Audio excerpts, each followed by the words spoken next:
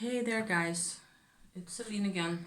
I'm just grabbing my huge big old mug of infusion tea that I made that I'm going to try out because it's actually an experiment. I'm in my kitchen, as you can see, with a candle right there. The light on me is just the candle right there, and then there's my fairy lights in the kitchen, which it's actually kind of the best place in the house at the moment. What with one thing and another. So, okay, that's actually loads better. So this is a new thing I just made up for myself. I actually made a double infusion where one half of the tea in here is just a plain old ginger turmeric clipper tea, that is, the type that also has some cinnamon and so on in there, so it's quite spicy. The other half of this is an infusion I made myself with a little tea sieve, like so, with Mugwort, Lady's Mantle and Wormwood in there. So quite a bit of Wormwood, and that makes it really bitter right away, I tend to harvest my own wormwood when I can. I always grab way too much because especially the flowery little flower buds, like on the end of the stalks, they have so much bitterness, but it's quite uplifting. And so what with one thing and another, that's actually really nice.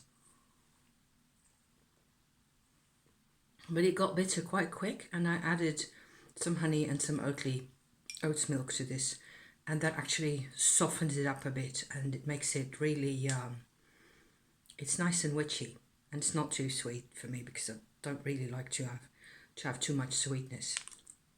So the reason I want to come out today and talk about things is that I'm in another menopause phase again, where things are becoming less predictable, and I noticed a pattern.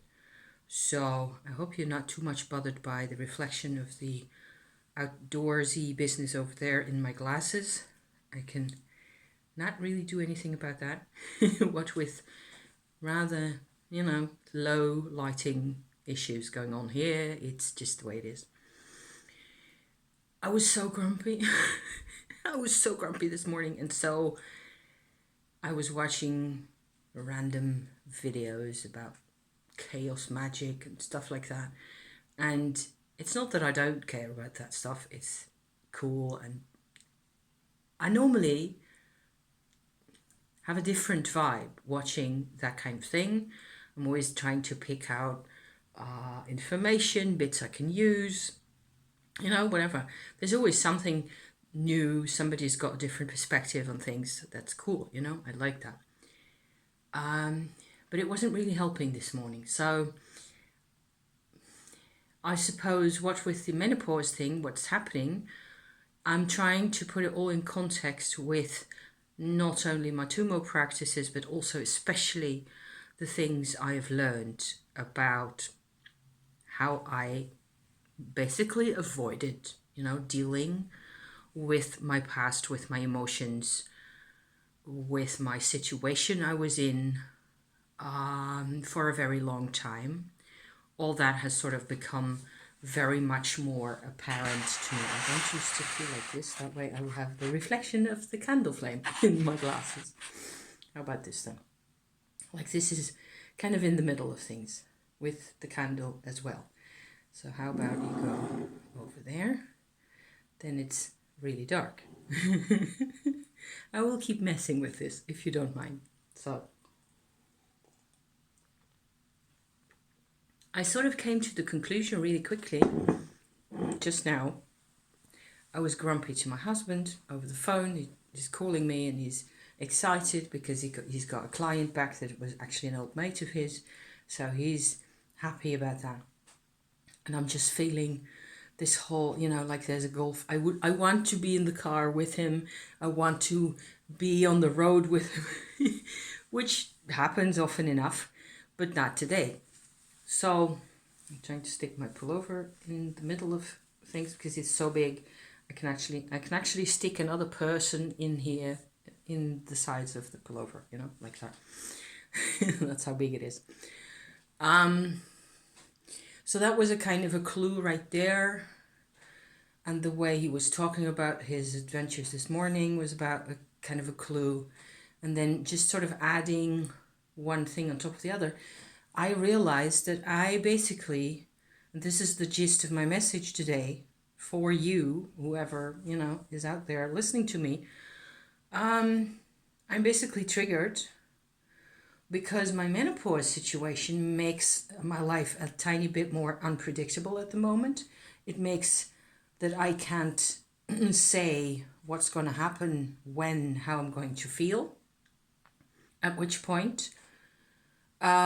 This has happened before in the early spring somewhere when I just started doing, I suppose, a next level kind of an activation in my Tumo practice, and I used it for my underbelly a great deal, and 2 weeks later I ended up getting my period anyway. It's quite possible that that would have happened whether I had done the Tumo or not. I have no way of knowing really, but the Tumo practice actually did make me feel a whole lot better, and I posted about that at the time as well, so I might as well look it up on my channel if I really want to know what things were like back then. It's about 6 months ago, I think. Since that time, I've been regular as clockwork again with my cycle, and nothing in particular to report on that side of things. And so I was kind of expecting, you know, some level of disturbance at some point, because I know I'm 55, it's supposed to happen anyway.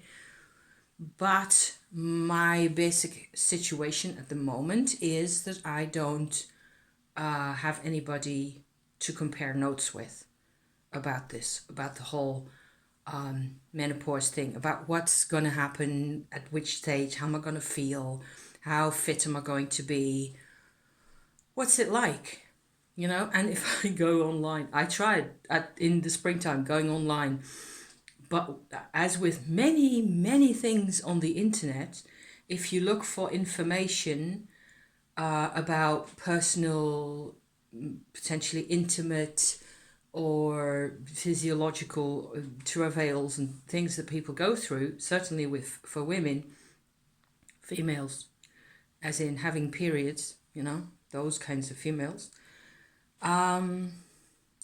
there's a whole different ball game over there that I'm not going to go into today, I hope, because it's not my jam anyway.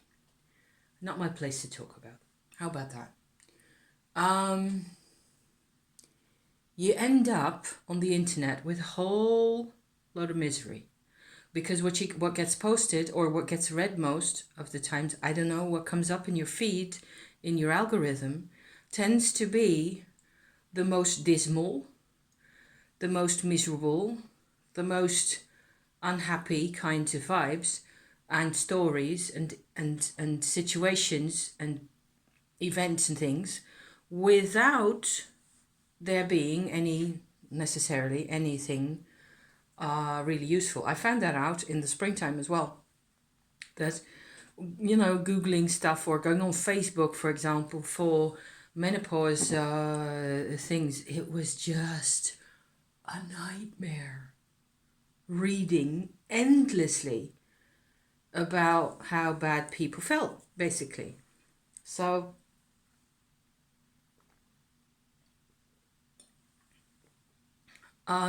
at the time, I remember finding one single Ayurvedic yoga type teacher, actually an Indian woman, sharing about this.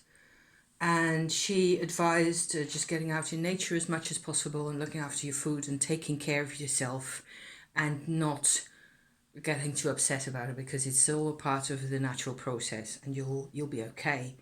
And the more upset you get, the the harder you make it for yourself even. So I kind of took that to heart, especially the bit about being outside in nature and among the trees and watching life, you know, being because that kind of works it does really work in a funny way. Even now, just now I was outside for a tiny bit, and I got birds in my yard because I put bird feed out already. And, it's nice to be looking at. And it's like kind of a link between the psychological and the physiological. So for that matter, I feel less alone now and less like I have nobody to talk to or nobody to compare notes with, compared to the springtime when it was like, oh my God, what's happening here? I have no idea. How am I going to do? And what have they got in store for me? That kind of a thing. So at this point, I had all that sort of lined up in the back of my head, like, okay, I can always go back to my journal. I can always go back to the video I made, potentially to figure it out and whatever. So I'm not scared anymore of the menopause, which is already not so bad, okay? Because of feeling like I don't have a place where you can actually read or hear somebody say, this is what's going to happen to you, this is how you're going to feel. And it will feel like this because of that. And there's hormones that are changing. I've always been really sensitive to my own hormonal cycle. So there have been parts of the cycle that I've struggled with always, that I've actually managed to cope with a lot better since doing Tumo. And I've incorporated it all into each other, and that's just worked really well for me. But at this point, I suppose one particular thing that I've noticed, I don't know, a while ago, a long time ago, I think, is that whenever you're due to start menstruation, I feel that everything I've gone through in the period before, in the month before that, so the whole of the cycle really, and sometimes even going further into the past, but it comes back to you, and you just have to be able to let go a lot of stuff. And depending on what it was that you were doing, it's like little bits of those vibrations that you were busy with over the month. They all kind of heap up together in this like a sinus, top of a sinus wave right before and maybe a bit into the period itself, actually. And so there's like extra frustrated feelings, which is, so it's normal because it's like you add up all the bits about life that you were bothered about over the month that you didn't really pay attention to, or maybe you did pay attention to them, but not as much to how you felt, but then rather what could you do about them because you were active and involved and all sorts of things. So you never, it's like the period, the PMS period, and the early part of the actual period is a phase where all that just comes rushing back, and also physiologically, so toxins and feeling tired and headaches and all that jam, So what with my things that I was going through over the past month and so on, couple of months really, I suddenly became aware that if I just looked inside at how I was feeling very much the same as I've felt over the past weeks when I was thinking of my past, of my very early, infancy past. The things that were toughest about that, it's exactly like that was just sort of like little mushrooms coming out of the floor again, a couple of weeks later, ploop, there's the mushroom again. I'm just feeling it's very funny like that. So I tried to identify what it felt like, and I've identified it as a sort of a combo for myself over the past weeks, where it's like one half of it is loneliness or abandonment. So it's not necessarily the state of being alone. It is the state of being, um, maybe it's different. Maybe it's actually the abandonment is the link to the other side, which is helplessness. Okay, so there's lonely, feels helpless. And they just go like this together. And you might call it abandonment is what caused me to feel that way, because I felt abandoned back then. So I have a trigger situation going on here for myself, is what I noticed. And the moment I noticed it, like a minute in, I noticed like, okay, so I now already, I feel less like I'm banging my head against the wall that I can't see. I don't really know what's wrong with me, because the only thing I notice really is that I kind of have the shakes because I needed to have me some lunch, so I did that as well.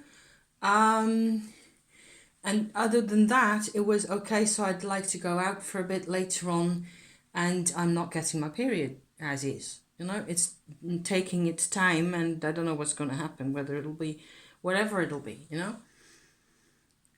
But it's not that I'm even mind that much, because I'm not in any pain. I don't have huge amounts of stress because I've kicked that all out of my life by now. I can look after myself. I've got plenty space here. I can do whatever I want. I can go back to bed if I feel like that, you know, which I will hardly ever do because I'd really have to be sick for that. So I'd much rather be up and at it than in whatever way, you know. So I noticed that what with the situation I'm in today, there is actually kind of a resemblance to the helplessness, the element of abandonment, helplessness, you know. It's just a very old trigger. I am once again in a situation that I don't really know how to handle, because I haven't got a manual, because there isn't a manual for menopause. Where is everybody? Where are the 5-minute videos with this is a super trick, where people don't try to sell you something? Because I don't think there's much of a point. I don't know. Especially if it really is mostly about one's trigger management, then of course there aren't any 5-minute videos, because you have to do that yourself. You have to do the figuring out yourself. I know that there's certain things I can do. There's spinning and knitting and those types of fairly easy tasks that don't need a lot of brain space, that are comforting for me. You know, having a candle on, having a huge big old mug of tea, eating the right things at the right time, that kind of thing, being outside, those are remedies that are as ancient as time itself, you know. I'm trying to think whether even, you know, there's even in a certain way, oracle and tarot and those kinds of things are hugely comforting in these kinds of ways.